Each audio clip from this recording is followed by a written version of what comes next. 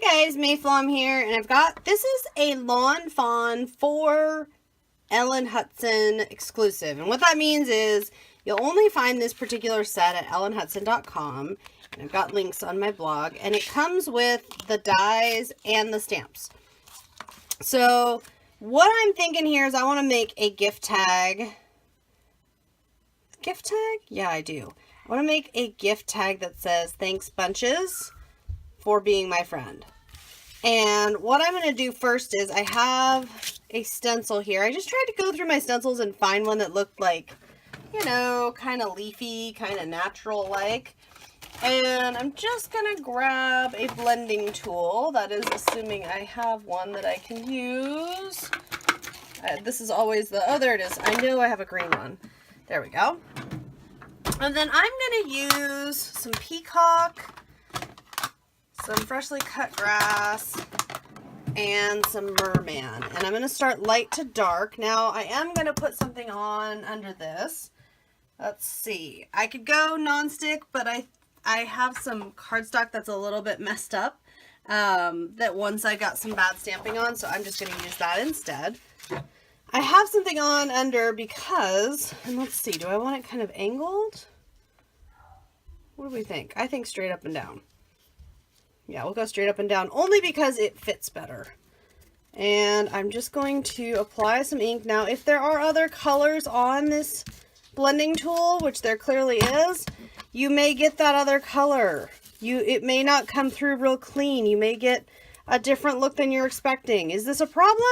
That's up to you. I can't tell you if it's a problem for you or not, but it's gonna work for me. That's a lot more green than it should be. So let's try some of this. You can see, I can see different greens coming through now.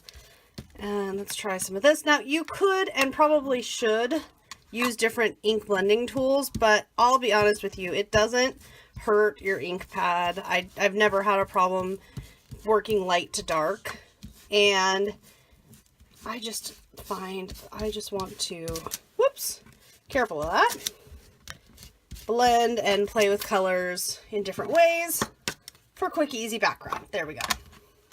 So I don't intend to use these dies, I don't think. I don't know. It would be easier if I used them. So I guess I just answered my own question. So I guess I will be using them. I'm going to go on to watercolor paper. One of the questions I get a lot is watercolor paper, stamping onto it. What's the best way to do that? And the short answer is make sure this is nice and juicy. And the best way to do that, if you don't have it, you want some Ink Essentials ink refresher spray. Basically, this is for dye inks for the most part, but you can use it on markers too. So if you spray this, 2 or 3 sprays, and be careful that what you're spraying onto, basically it takes whatever pigment or whatever color is there and kind of refreshes it. So adds a little juice to it to make sure it's not dried out. And I don't ever re-ink my ink pads. Yeah, really not ever. I don't need to. I don't need to re-ink my ink pads because I use that once, whoops, that fell off the block. I use that once in a while, and that's almost always enough to keep it juicy enough so that I get nice stamping on watercolor paper. And if you're wondering, well, why watercolor paper specifically? Because it's a little more textured in general, most of them at least have a little more texture, and by having that texture, that means that you need a little more ink. A drier ink pad is going to be a little more difficult to get a really nice stamp. So if you're having problems, that may be it. And I am just going to stamp all willy-nilly, like my little friends here. I'm going to do these guys. Let's see. Go here. And if you get a bad stamp, it's up to you if you fix it or if you just don't worry about it and fill in with black pen later, if at all. And then I'm going to stamp a couple little leaves.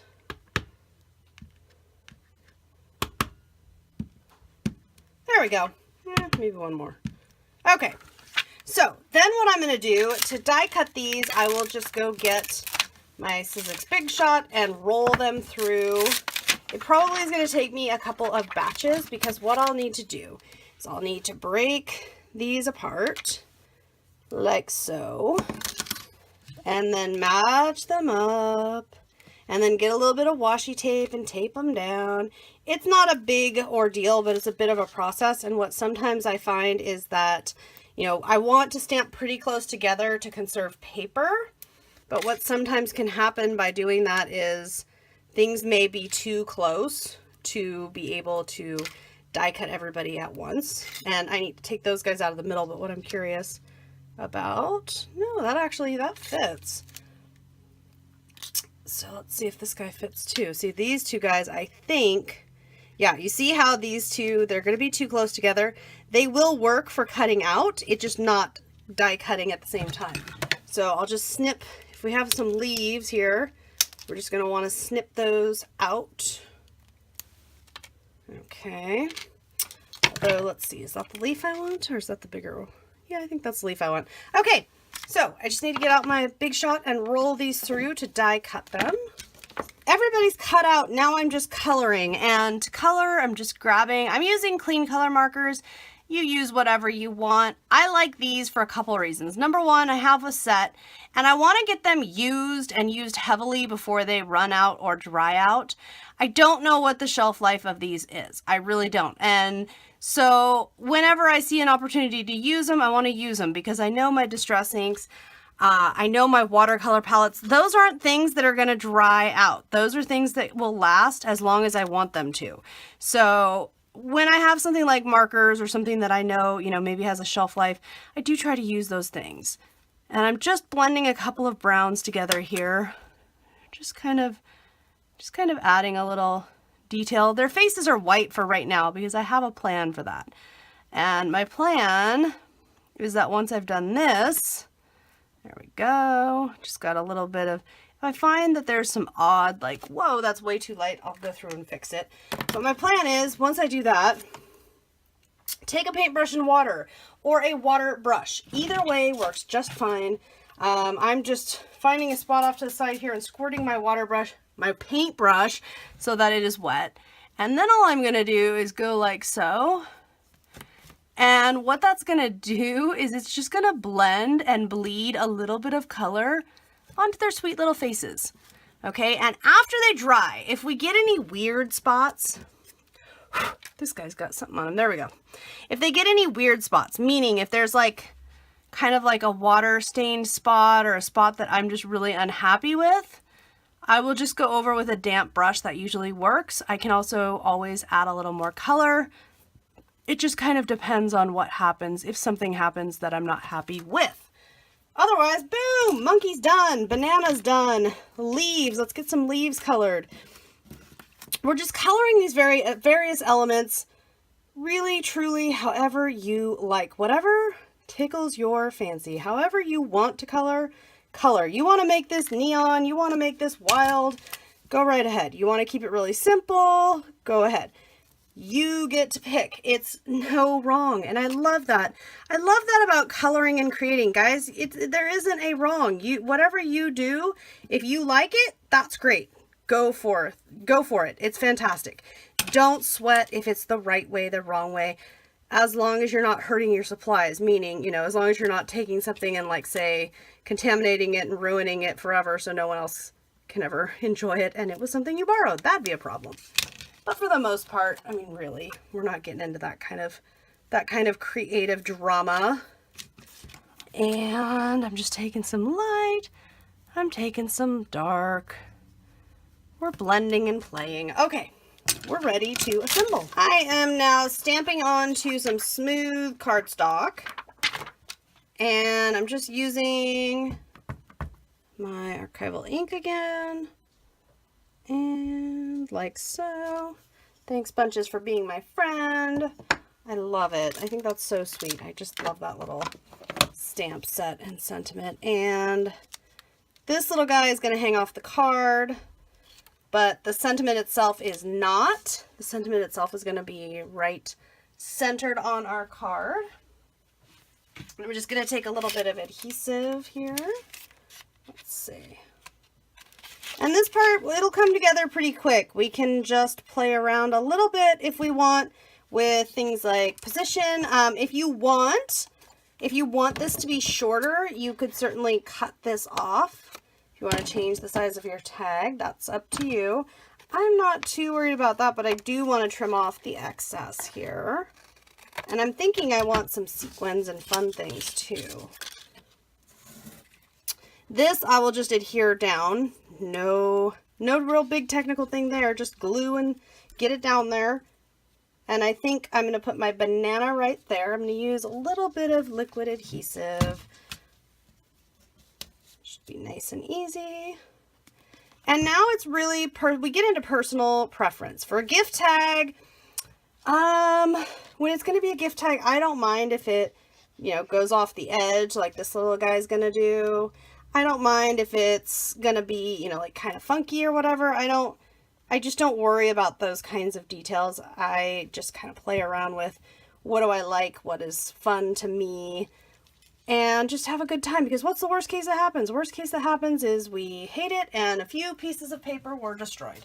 It is so not the end of the world. I'm pushing this little guy down to make sure he's down on there, and then I'm just putting a little foam adhesive down by his face. Boom. And the other guy. Push him down. And so much fun. Okay, now do they need something else? That's, you know what, this, again, it's personal preference. What do you like? What works for you? There's not a wrong answer here. If you're looking at your project and you're thinking, I don't know if it needs something more or not, your answer is, can you find something that will add to it? If you can find something that will add to it, that's great. If you're not finding anything that's adding in some way, then you're done. Leave it alone, move along. And that's how I work. When I'm trying to get more onto a project, I ask myself, okay, you know, what are we adding here? What does this bring? You know, is this adding some dimension? Is it adding color? What is it adding? Why do I want it here? And if I can't answer that question, then, well, I don't want it there. And if I don't want it there, then I move along. Okay, I like that. I'm thinking a few little flecks of gold would be excellent. This is just they're so cute, our little monkey friends. A few little flecks of gold. And these little flecks of gold are going to act as a way for me to know if I'm going to add sequins, which I'm thinking about it right now. Those are going to act as, where should I add the sequins? Well, let's look at the flecks of gold and what they're telling us. A couple of buttons in my fun little, and sequins in there too. So what I'm going to do is, I'm kind of thinking maybe a fun little button right here. Just going to squeeze out a little adhesive and put a little, thinking a little brown button. And then I was kind of thinking a green button up here. And then what I'll do for the sequins and such is I will just put a few little drops of glue where I think I might want one. And then I will just go through here and move into position a couple little sequins or doodads or beads or whatever I've got that I'm thinking would work well. And I always save this for last because I don't always know going in if I have something that's going to work or not, or if it's going to look good or not. I usually need to see the project kind of finished and coming together. Then I'm going to know, okay, this is great. Okay, this is terrible. We should do this. We should not do that. That stuff all seems to come together for me once the project is getting formed as it is now. So whatever I like, I'll just, you know, throw on in here. And then I'm also thinking a little bit of crystal drops here. Little glitter glue, a little fun. Just a few little droplets. Why not? You know, if you've got the supplies, why not use them? Why not look around and say, what do I have that could add a little something to this that could be fun? I'm good with that. That's ready to top a gift, or I suppose I could turn it into a card, but I'm gonna use it to top a gift. So much fun. Thanks for tuning in. I hope you've enjoyed this video. For even more, of course, be sure you're subscribing. You can check out my blog and all of that fun stuff. I wish you a very stampy, happy kind of a Saturday.